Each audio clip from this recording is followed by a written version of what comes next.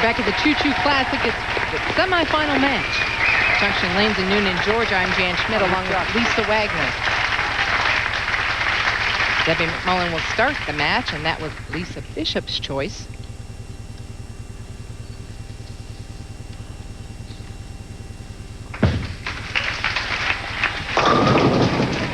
Four pin, but good opening shot. Lisa, this condition seems to be very conducive to Debbie's game. Definitely. On that shot, she missed her target left. But as you can see, the ball went somewhat to the pocket. It was a little bit high, but it was pretty close. It could have possibly carried, but didn't. But I think it definitely is for her game. And she said that it fit her game this week. That's why she is on this telecast. Debbie. Here's our first look at Lisa Bishop, 28 years old, 3 years a pro.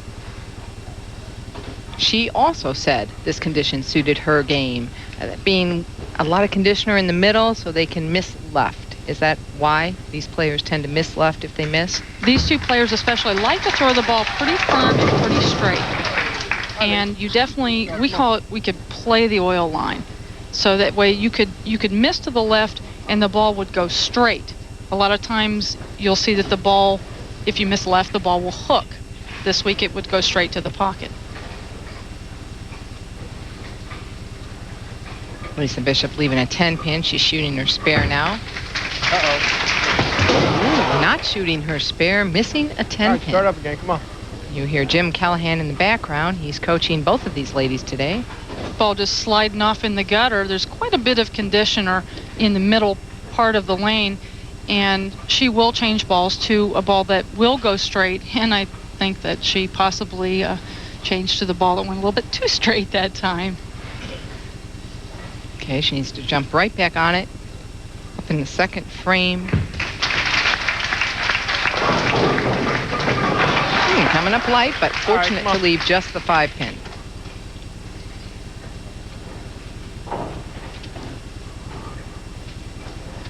One thing that Lisa Bishop has been working on is keeping her ball speed a little bit slower. And she said to watch her first step. And if that step gets a little bit too long, then she's going to be quite a bit out of time. So we're going to kind of key on that first step in her game and see what happens there.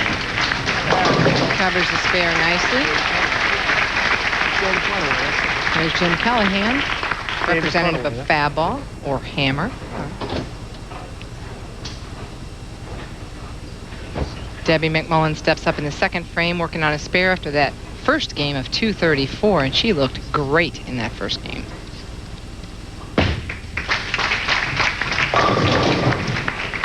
All right, Deb, cover it up. Kind of a weak shot there. Jim Callahan leaning over, conversing about what should I say? He is the coach of both players, as both players throwing hammer equipment.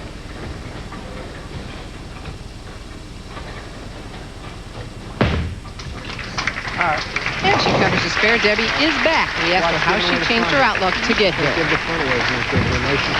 Well, I just tried to have a lot more fun this week. In the past, I think I've been stressing on making the show, and like life is too short, and my boss at home, his son passed away on Valentine's Day, I got word, and my condolences to the family and everything, but I just thought relax and have a good time and make good shots, and that's what got me here. Leaves another 10 pin. That is what got her here, and she had mentioned earlier, it really put things in a different perspective for her. Yes, it did. She said that life is just too short, as she said, and she just wasn't going to sweat the small stuff. And that helped her to stay steady last night and get through those matches. Right, and she's been having a problem with that. She said last year that she had a problem in 3 different tournaments where she was in the top 5 and kind of bowled herself out. And she vowed not to do that anymore. Lisa Bishop up in the third frame. Mentioned her first step. That's putting her out of time. She's also trying to look closer, a couple feet in front of the this side of the arrows. That's better. A lot better. I think the first 2 shots for Lisa Bishop were a little bit of adrenaline showing there. She went a little bit fast. It charged to the line, and we saw it, but she didn't quite have that look on the lane. She talks about a look that she wants to see on the lane, and she wants to see her ball rolling more. She doesn't want to see the skid halfway down the lane that she's been seeing. 15-8-1 in match play.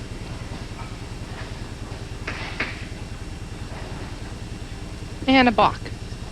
That right there probably was too long of a first step, and she will back off when she feels something wrong in her approach. Come on, Lisa, make a good shot. It must be tough for the coach to decide who he's going to root for, both players. He really has to just encourage both. He's got to give, I think, about, 200% this time? 100% for both. That's better. There you go. And with that strike, the lead changes. Lisa Bishop now up by 1 pin. We'll be back with more steamrolling action from Junction Lanes in a moment.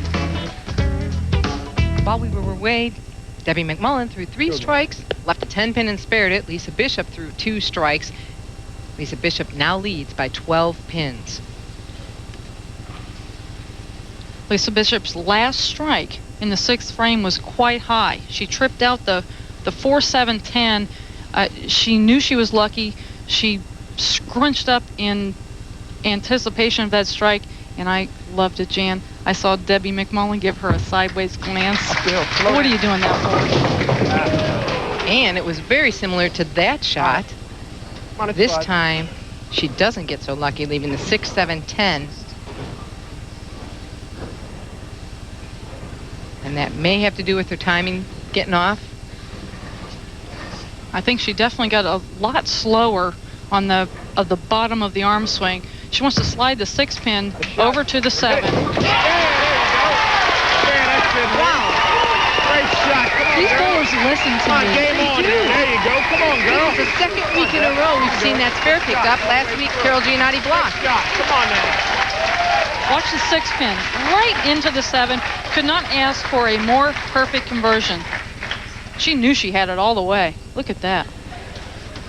She knew that kept her pretty much ahead in the match. Kept her in the lead. She's now up by 9 pins. Through 7 frames. With a 9-pin lead, you know you have to make spares like that, especially when Debbie McMullen is not missing the pocket.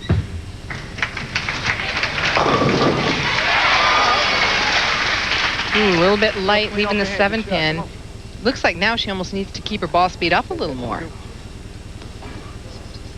She said that she had to guard against this week getting too slow. Since she has been working on that, she didn't want to get too slow because the dry to the right would actually make the ball hook too much. So she didn't want to get too slow. Changing balls there for the 7-pin. Okay. Now Debbie McMullen trails by 8 pins. She can strike here to take the lead.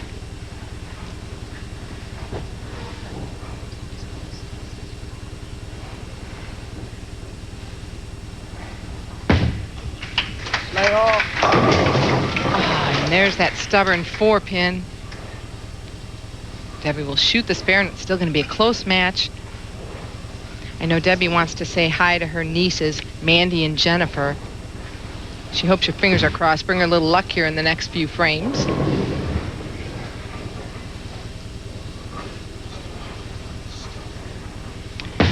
Well, Lita Silbold this week made the cut. We all know she's been trying to reach that $1 million in earnings, be the first woman to do that. Nice and even. Come on. So we've established an Alita watch, and here's where she's at to date. She did not cash last week. This week, 23rd, earned $1,475. She only needs $8,083 to reach the $1 million mark. What a milestone in women's bowling. Should be huge. We'll keep you informed of her progress. Debbie McMullen sets up a big one in the 9th frame. Very important foundation frame right there for Debbie McMullen. That puts a lot of pressure on Lisa Bishop. Being that she did not strike in the 8th frame, she doesn't have that cushion. She knows that she's got to strike again in the 9th to keep the momentum going and to be able to shut Debbie McMullen out.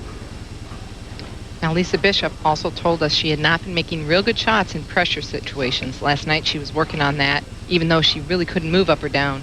Needed to make those shots.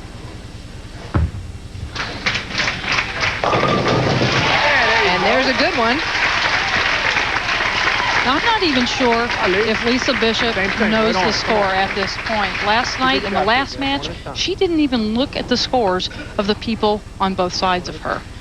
Great shot here. Super shot, stays down at the foul line, gets through the shot good. A good rolling ball sends the 5 into the 7.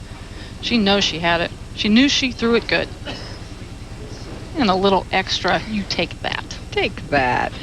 Leads by 8 pins going into the 10th. She can shut out Debbie McMullen with 2 strikes.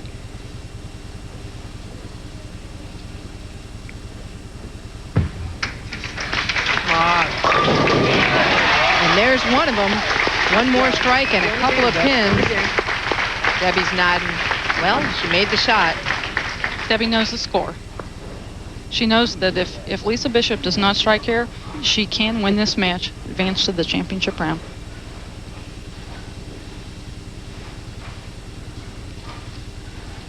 Strike and 3 pins. It looks like Lisa's handling her nerves real well.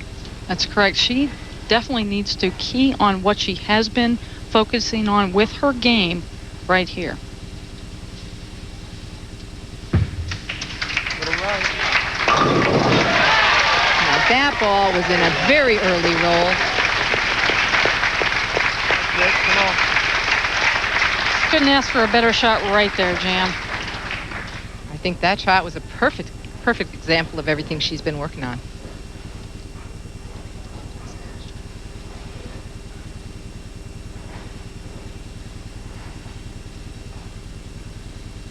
Only needs 3 pins here. She knows that stay behind the foul line. It's all mine. Come on, we got one more. We're not done yet. Come on, we got one more. We're not done yet. Come on, we ain't done. Debbie McMullen finishes up. In the number 3 position, Lisa Bishop will advance for a championship match right after this.